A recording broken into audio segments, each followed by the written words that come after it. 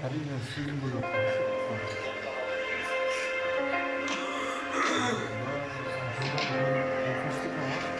Ортаға Рамазан мен Кармеланы шақырамын.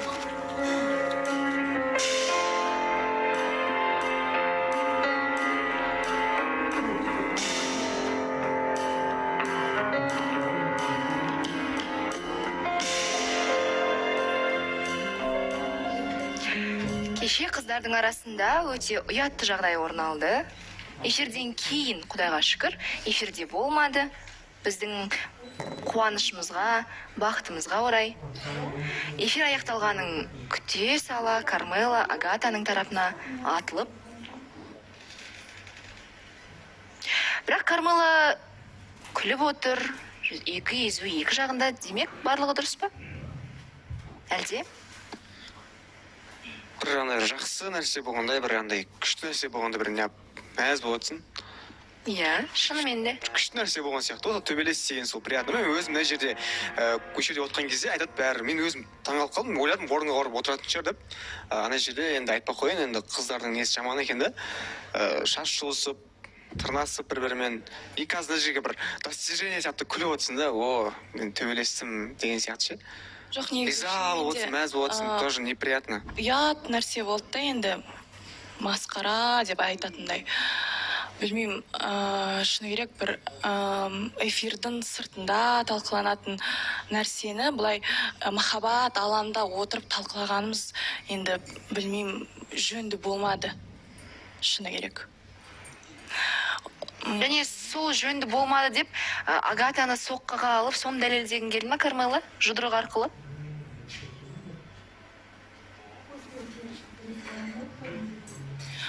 Жоқ, жалпы төбелеспен проблема не решается. Сондықтан да кешегі болған мәселені осы жерде отырып талқыласақ. Агата.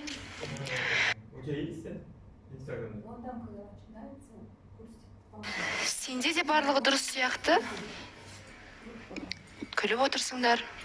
Мен жылайтын едім. Жылағанда мен бұл жерде өз күнәмді күнәлімін деп сезінбеймін, өйткені ол өзі келді. Негізі былай ғой, бұндай арзан әңгіме шығып кететін өзім қаламадым. Негізі. Жоқ, жарнамадан кейін талқылайық, иә, Кармела сөзің аузыңда, ары қарай не болады, Рамазан мен Кармела қандай шешімге келді, және қыздар жалпы не істеп жүр? Үзілістен кейін білеміз.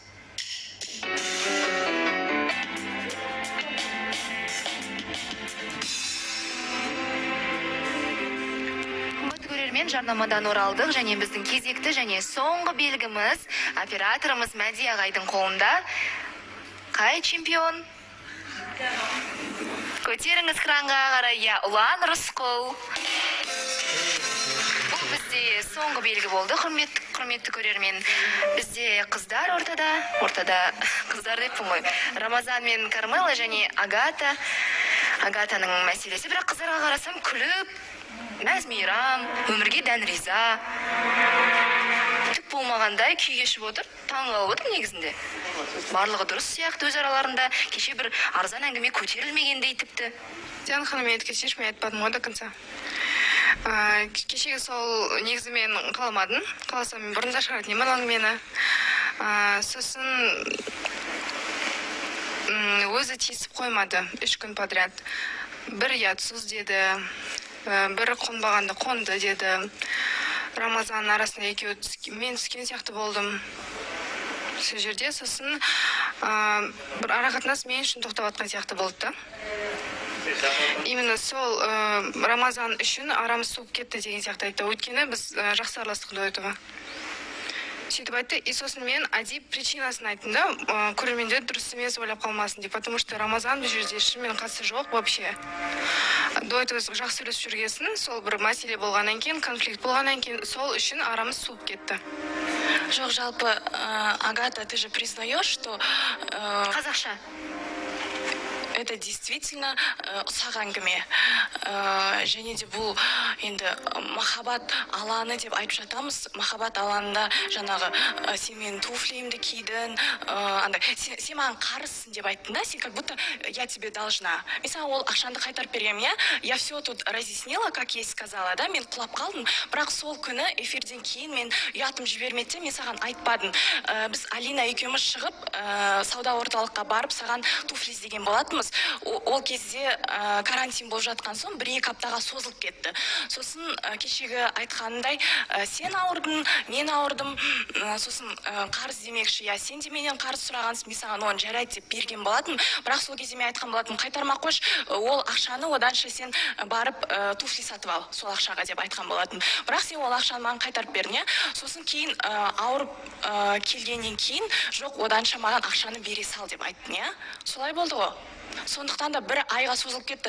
Мен сенің туфлиіңді жаңағы 1 ай киген жоқпын, осы жерде бір рет кидім, споткнулась, да, и все. После этого как бы ол туфли киюге жарамайтын туфли, оны жаңағы мен кимедім. Бұл жерде бірақ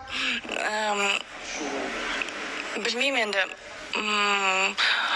барлығымыз енді шыны керек, бөлісіп жатамыз ғой, мысалы мен кешеде айттым, 25-ші шкафта менің туфлиларым тұр, егер де қыздарға қажет болса, кисін, неге бөліспеске. Бірақ білмеймін, басқа қыздармен де мысалы бөлісіп жатырмын, сен де мысалы мен туфлиімді кидің, оны мен мына жерге шығарып, сен мен туфлиімді кидің, үйттің, бүйттің деп айтып жатқан жоқпын ғой. Ол деген шынымен де білмеймін, бір ұсақ әңгіме, бұл эфирге шығарып барлық бұлай Қазақстан алдына жаятын әңгіме емес ол. Бұл жерде одан да үлкен күрделі тақырыптар айтылып жатыр да. Айтып болдың ба? Және де білмеймін, сол бір керек емес бір нәрсені алдында былай эфирге шығара салдың. Мен саған қарыз емеспін, мен саған ақшаны қайтардым ғой, Қайтардым, мен саған қарыз деген жоқпын, сол ақша үшін басталды дедім. Жоқ, қарыз болғаннан деп айттың, ты так выставила, да, как будто я твоя должница, как будто я у тебя деньги взяла, там, не знаю, 100 тысяч, да, и по сей день не вернула, да, ну, ты это так преподнесла просто. Солай преподнесла, и, не знаю, шынымен де мен бір как будто должница сияқты болып қалдым, да. Олай емес негізі, мен саған айттым, тағы да қайталап айтамын, қаншама мен, сен өзің білесің, қаншама іздеп мен сол туфлиді таба алмай жүрдім. Примерно такой же вариант, сколько ходила, искала, но в итоге я решила, лучше я тебе деньгами отдам, и ол мәселе негізі жабылып кеткен болатын. Оны не үшін бұл жерге шығарып, не үшін айтқанымды білмеймін. Онда барлығымыз отырайық қазір. Сен менің туфлиімді кидің, сен мен көйлегімді кидің, лифчигімді кидің, трусымды кидің деп айтып, онда сондай арзан әңгімелерді осы жерде шығарып отырайық. Ұят қой ол шынымен де. Ол әңгімені айту ұят екен, бірақ жұдырық алып қызға жүгіру ұят емес, Кармела? Жоқ, ұят емес деп айтып жатқан жоқпын, бірақ шыны керек, Диана ханым, мен негізі өзім жүретін адамын, ешкімде шаруам жоқ, бірақ маған тиіскен адамды мен оңдырмаймын, шыны керек. Кеше өкініп қалған сияқтысың, маған бір шатылғанына.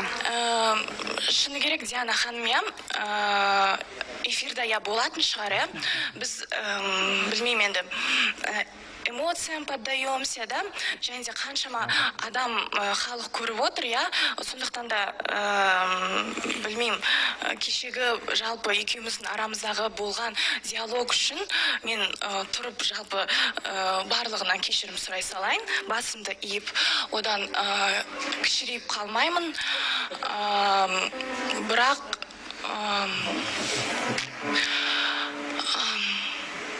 Бірақ сол кезде шыны керек поддалась эмоциям, және де ашуымды тыя алмай қалдым дейді ма, қалай айтады.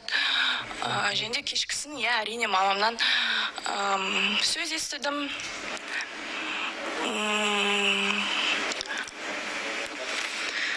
Мен сөйлесем бола ма? Бірақ бұл ситуацияда мама айтты,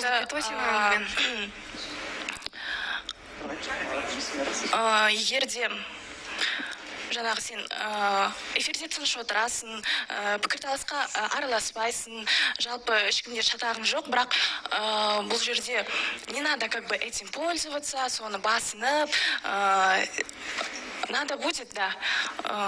Кеше көрген, как видели вчера, да? Сен түсіндік. Нәжде, мен айтайыншы, сен уже арқылы сөйлесіп жатқанын. Айтып болған жоқпын, да. Надо будет, да, я покажу, да, какая я действительно. Поэтому жаңағы просто бар емес па, бұл жерде жаңағы бет перде киіп, бар араларымызда қыздар, я бір халыққа өзін бір андай қылып, ангелочек қылып, күшті бір образ ұстап алғанда, күшті қылып өзін преподносит, андай қысқа кимеймін, үйтпеймін, бүйтпеймін, қыдырмаймын, тусит етпеймін, ішпеймін деген әңгімелерді айтады да. Бірақ эфирдің сыртында жалпы не болып жатқанын біз Мәселе жобадағы басқа қыздар жайлы емес, Агата, сен өзіңнің ойыңды айтшы өтініш. Наконец-то айтып бітті ма, ұзақ әңгіме айттың ғой. Мына жерде не дело денег, ақша мәселесі емес негізі. Дело принципа дейді ғой. Ол болмаған нәрсені болды деп қоя бермеді. Рамазан екеуінің арасында не болғанын мен білем деп, хотя ештеңе болған жоқ. Мына жерде бір интрига создавать етіп кетті, да? Сол меня задело. Я отсыз деді. Оны мимо ушей пропустила, ладно, потому что мен оны өз счетыма алмаймын, да? Сосын барып қонбағанды қонды деді. Ол да маған тиеді. Сосын барып болмаған нәрсені болды деп айтты, да? Агата, қонды деп мен айтқан жоқпын. Ол мен аузымнан шыққан сөз емес. Сондықтан да сен бұл жерде маған қазір жала жаппай қой, хорошо? Мен лично менің аузымнан ондай сөз шыққан емес. Жалпы мен біреуден естідім.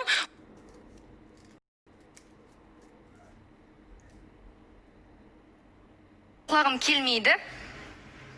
Керек емес. Егер сіздер өзара шешкілеріңіз келмесе, онда мен тіпті араласпаймын бұл тақырыпқа. Рамазан мен Кармеланың одан да мәселесін талқылайық. Мен негізі білмеймін, екеуін бір ымыраға шақырам ба, келісімге шақырам ба десем, екеуі әлі бет жұлысуға дайын отыр екен. Сондықтан Рамазан, сен өзің сөйлеш, қыздар сөйлемесін.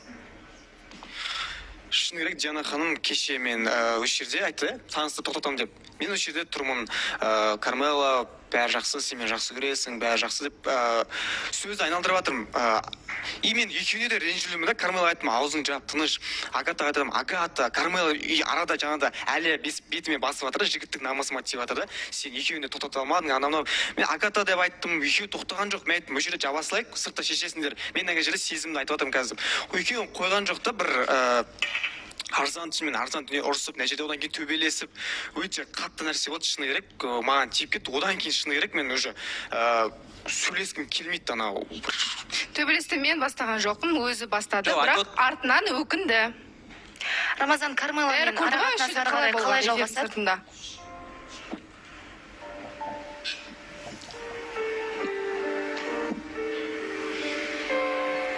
Не шештіңіздер? Арақатынастарыңыз ары қарай?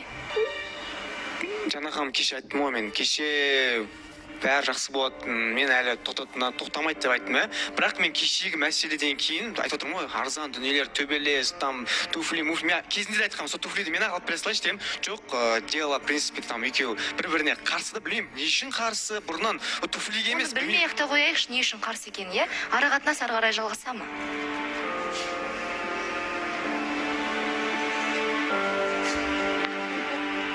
Рамазан?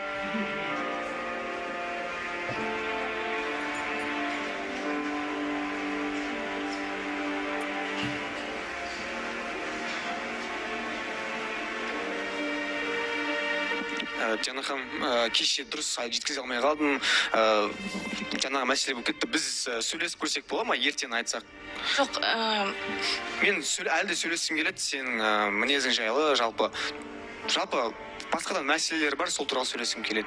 Қарсы болмасаң, біз соны сөйлесіп берейік. Қаласың сырласу емес шығып кетейік, эфирден кейін жолығайық, сөйлесейік. Ал мен қазір шыны керек, ашу үстінде тұрмын, шыны керек. Я шыны керек, кеше эфир аяқталғаннан кейін екеуміз екі жаққа тарап, ол өзінің үйіне, мен өзім үйіме кеттім. В итоге екеуміз қайтып сөйлеспедік. Бұл мәселені шыны керек. Кармела, қалай сөйлесем, егер де эфирден кейін андай жағдай болып жатса, мен өзім шок болып тұрмын да, мына жерде отырмын, даже мен тұрған жоқпын, орнымнан аң-таң болып қалдым да. Я шыны керек, Диана ханым, Рамазан такой от меня не ожидал, да? Бірақ айтады ғой, накипела деп та, бәрі жиналып қалды. Сосын енді бір, білмеймін, бір еріксіз ба, бір сондай қадамға бардым.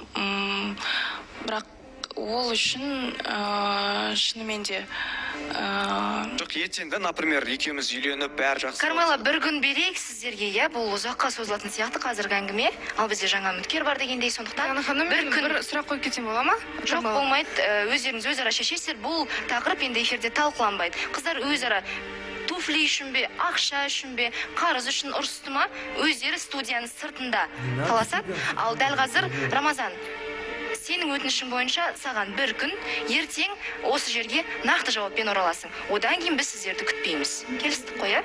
Жайғассаңыздар болады.